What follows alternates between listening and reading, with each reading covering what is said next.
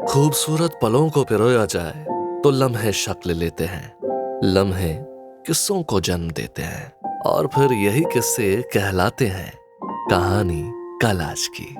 मैं हूं आपका कथाकार जन्मेजय और ये है कहानी कल आज की, ग्रॉस स्टूडियोज की एक पेशकश। समीर को इस पुराने मकान में आए अभी बमुश्किल 1 महीना ही हुआ था। ये मकान पुरानी दिल्ली के एक ऐसे हिस्से में था जहां वक्त की रफ्तार धीमी पड़ जाती है। घर की खासियत थी उसकी मोटी दीवारें, ऊंची छतें और आंगन में खड़ा एक विशाल पुराना गुलमोहर का पेड़। मई की झुलसा देने वाली दोपहर में भी दीवारों के चूने और गुलमोहर की घनी छांव के कारण भीतर एक ठंडी खामोश उदासी पसरी रहती थी। समीर, जो अपनी जिंदगी लैपटॉप की चमक और वाईफाई की तेज रफ्तार में जीता था, उसे ये ठहराव अजीब लगता था। वो मिर्जा साहब की छोड़ी हुई पुरानी किताबों के बीच बैठा रहता था। उर्दू शायरी, गालिब के दीवान और पुराने सफरनामे। एक दोपहर डाकिया आया। उसने एक हल्का नीला अंतरदेशीय पत्र समीर की तरफ बढ़ा दिया। पता सही था, गली नंबर सही थी, लेकिन नाम था जनाब मिर्जा आफताब बेग। समीर ने खत को उलट पलट कर देखा। खत पर लगी स्याही सूख चुकी थी और उर्दू हिंदी की जुगलबंदी में पता लिखा था। उसे ये अजीब लगा। उसने सोचा कि इसे अस्वीकृत लिखकर वापस भेज दे, लेकिन उस नीले कागज की सादगी और लखनऊ की मोहर ने उसे रोक लिया। उसने खत मेज पर रख दिया। 1 हफ्ते बाद एक और खत आया।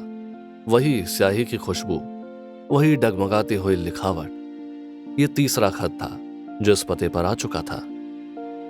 कौतूहल से मजबूर होकर समीर ने पहला खत खोल ही लिया। भाई मिर्जा आफताब बेग, अरे जनाब, सुना है दिल्ली में तपिश बहुत सख्त है।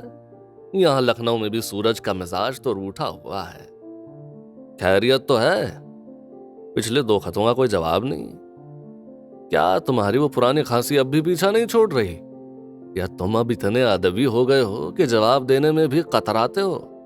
और हाँ, तुम्हारे आंगन का वो गुलमोहर खिलाया नहीं?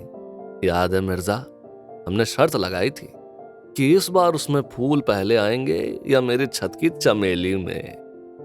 तुमने हमेशा जल्दबाज गुलमोहर पर दांव लगाया और मैं अपनी धीमी मगर यकीनी चमेली पर।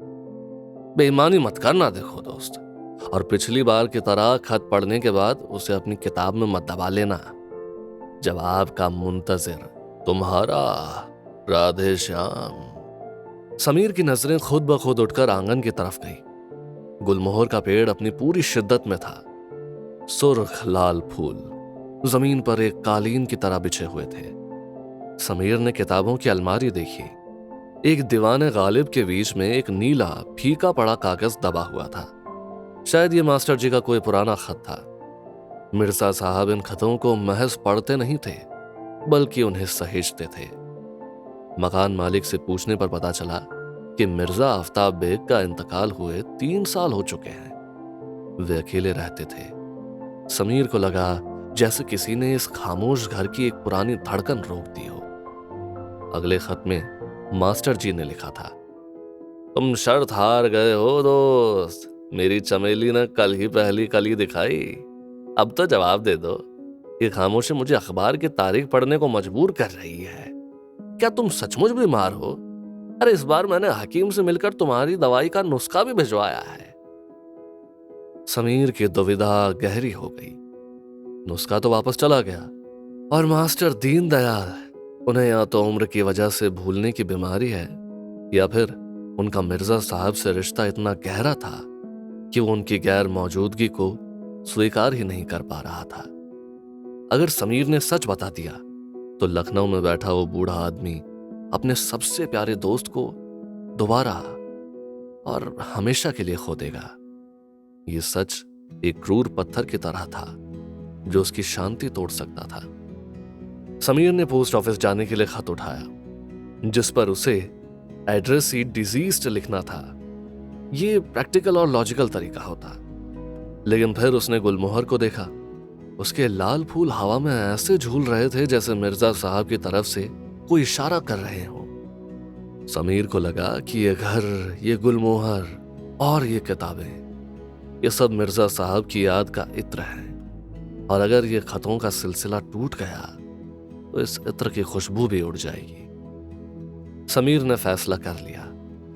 ये झूठ नहीं, ये एक अदबी फर्ज था। उसने अपनी डायरी का एक पन्ना फाड़ा, वही जिसकी खुशबू उस नीले अंतर्देशीय पत्र से मिलती जुलती थी। उसने अपनी आदत के विपरीत फाउंटेन पेन उठाया। कलम की निब को कागज पर चलाते हुए वो मिर्जा साहब का लहजा ढूंढने लगा। उसने धीमी सधी हुई हैंडराइटिंग में लिखा, अरे अजीज राधे श्याम, माफी चाहता हूं। अरे जरा तबीयत नासाज थी, इसलिए कलम उठाने में देर हो गई। वो पुरानी खांसी मुझे छोड़ नहीं रही है। डॉक्टर ने हवा बदलने की सलाह दी है। और हाँ, शर्त, तुम शर्त हार गए हो मेरे दोस्त। मेरे गुलमोहर ने इस बार आग बरसा दी है। ऐसी लाल चादर ओढ़ी है कि तुम्हारे जीतने का कोई सवाल ही नहीं उठता। इस साल का मौसम तो जैसे मेरे गुलमोहर का दीवाना हो गया है।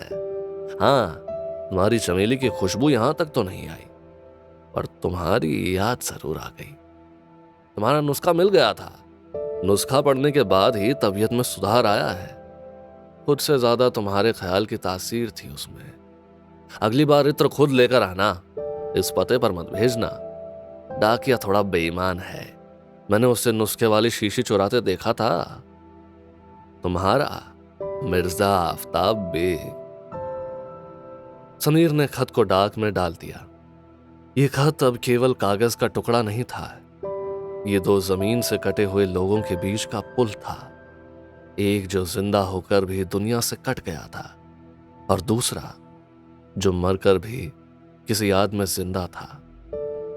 जब वो वापस घर लौटा और आंगन में कुर्सी डालकर बैठा, तो गुलमोहर के पेड़ से एक सुर्ख फूल टूटकर उसकी गोद में आ गिरा। समीर ने उसे उठाकर अपनी किताब के बीच रख दिया। उसे लगा कि दिल्ली की तपती गर्मी में भी लखनऊ से आए एक खत ने इस पुराने मकान को जिंदा कर दिया है।